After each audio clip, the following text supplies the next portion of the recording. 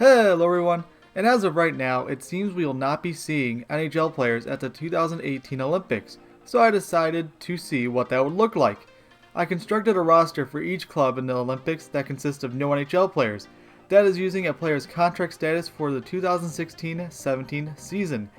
We have 12 clubs competing and they will be split into 3 groups. Each group will play a round-robin tournament. Each group winner and the second place team with the best record will get buys into the quarterfinals. The remaining 8 teams will play in a quarterfinal qualification. The winners of the quarterfinals will play in the semifinals. The winner of the semifinals will play in the finals for gold, while the losers of the semifinal play in the bronze medal game. All games after the initial group play are single elimination. Let's get started. Our first team of Group A are the usual Olympic favorites, Canada. Canada has a nice selection of forwards with many coming from the KHL or NLA. I would say it's an older team, no rookies for sure. The defense is not as good in my opinion, but still has some talent. And net, Scrivens will get the start with the insane Pogge as the backup. Next is the host country, South Korea. There's not much to say about them. If the host country didn't automatically get in, they wouldn't be here. Offense, a few 60s, and the same goes for the D. In net though, they have Canadian import Matt Dalton, who is a pretty decent goalie. Third is the Czech Republic. I love the Czech Republic's offense. I think it's one of the most talented in the tournament. Defense is a huge scare for me though. Well, in net they have one of the better goaltending duos. Fourth is Switzerland. They have a pretty average team, but I believe they hold the ability to surprise. Defense is also average. Well, in net, former NHL veteran Jonas Hiller will look to carry his country to gold.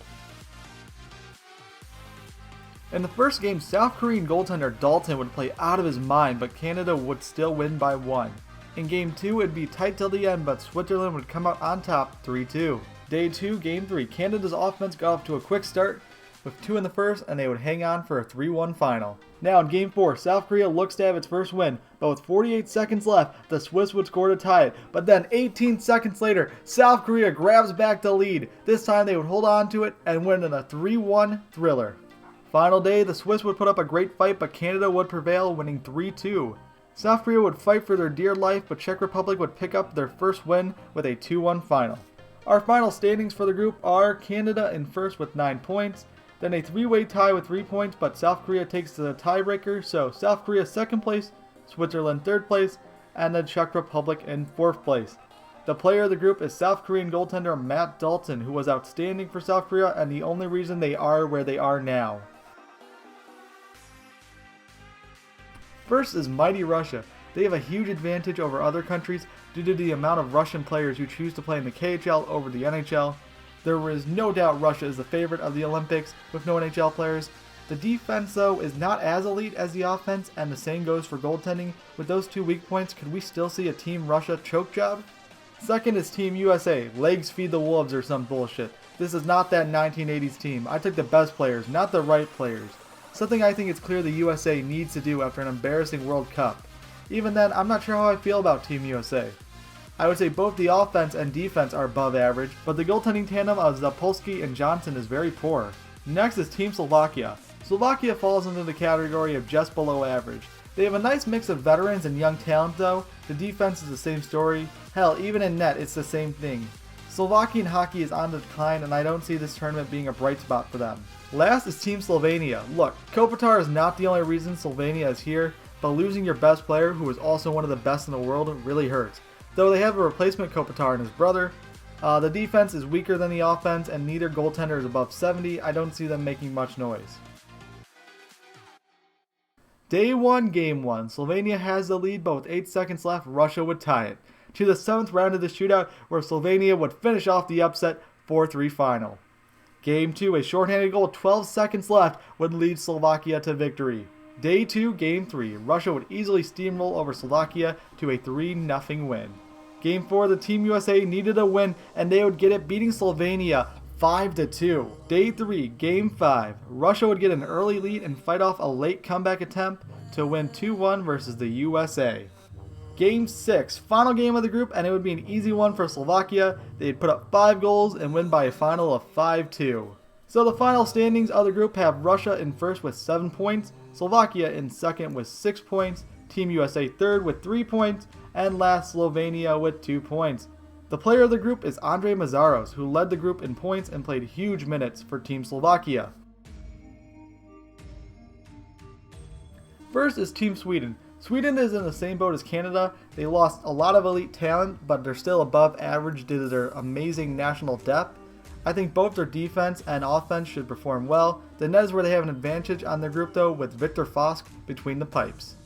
Now to Finland. Finland is on the rise to being a huge hockey power, but this time will not show that, as many of Finland's best young talents are on NHL rosters. That being said, don't count out Finland. The offense is a nice blend of speedy young players and talented veterans. Kari Rama was a pretty good starter. Third is Team Norway. Patrick Thoresen is going to lead a pretty weak Norway offense. The defense contains a few former NHL D-men who will have to play above their overall. The goaltending will not be offering them much help either. And finally, Germany. Germany is my team that is set up to surprise people. There are underrated players up and down that lineup. Ehrhoff will lead the D, while former Coyotes goalie Nicholas Troilel will be in net. Game 1, Day 1. Sweden started off shaky, but they came back and scored 4 straight to win 4-1. Game 2. Norway made a late comeback attempt, but it would be unsuccessful and they would fall to Finland 2-1 final. Day 2, Game 3. Norway would post 3 third-period goals and a huge comeback to upset Sweden. Final score 3-2. Game 4. Finland and Germany would trade goals, but in the end, Finland comes on top 4-2. Day 3. In a game for first place, Finland's offense would explode and beat Sweden 4-2. Final game of group play would go to a shootout where Christian Ehrhoff would win it for Germany. So the final standings are Finland in first with 9 points, Norway in second with 4, third is Sweden with 3, last is Germany with 2. The player of the group is Tomo Ruutu, who led the group in goals. So for the qualifiers, we have Norway versus Slovenia, USA versus Germany, Sweden versus the Czech Republic, South Korea versus Switzerland. Slovenia's offense would go off in this game, getting 1 in the first, then 3 in the first 10 minutes of the second period.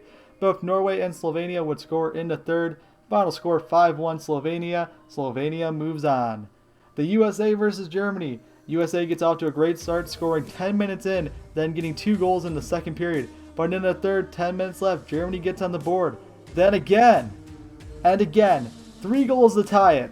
2 minutes left, Weber will score and save Team USA from a historic choke. Sweden versus the Czech Republic. Not much to say. Sweden would walk all over the Czechs, a final score of 6-1. Final qualifier, Swiss versus Koreans. Swiss had trouble early and would give up a goal to South Korea. Then the second, South Korea would strike again. And the third, last 3 minutes, the Swiss would get on the board. Switzerland would pull their goalie, but no use. South Korea moves on. Final score 2-1.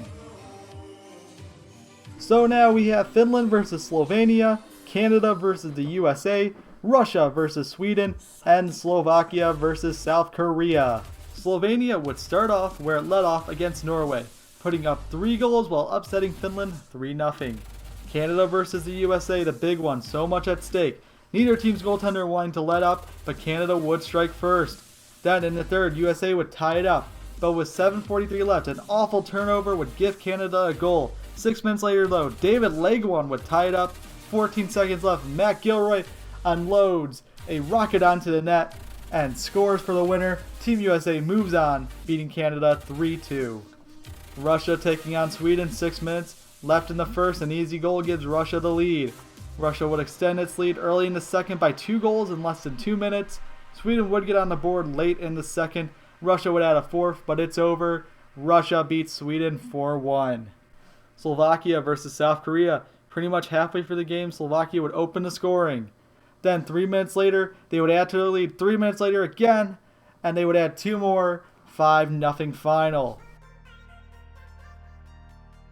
Now the last step before going for gold. Team USA will take on Slovenia, while the Russians will face Slovakia. USA versus Slovenia.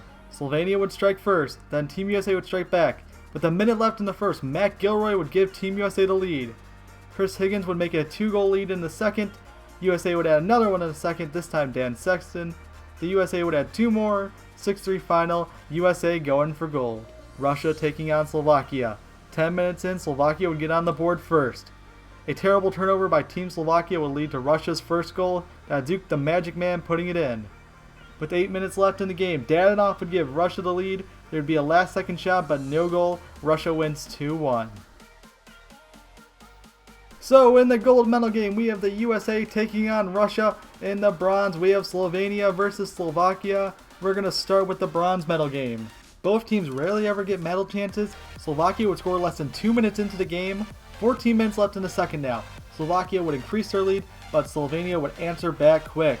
Slovakia adds its third goal a few minutes later, and in the end, it would be a Slovakian victory. 3-1, they take the bronze medal. Gold medal game, Russia versus the USA. The big one, 1980s game rematch.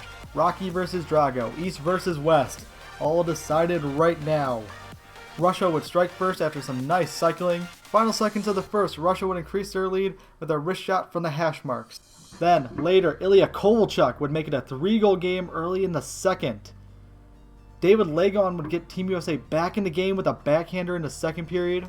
Halfway through the third, Team USA on the power play. Elkins will score. He has had an amazing tournament, and this is now a close game. USA has constant pressure, so many chances at the end, but Russia is your 2018 gold medalist, saving all these players from the salt mines. Thanks for watching, everybody. Follow me on Twitter and Instagram, like me on Facebook, check out the subreddit, also check out my Redbubble store by buying a shirt. You're supporting me and my graphic artist while getting some sweet swag. Also, check out my last video where I test out what if there are no Canadians in the NHL. Again, thanks for watching. Bye. Bye. Ooh.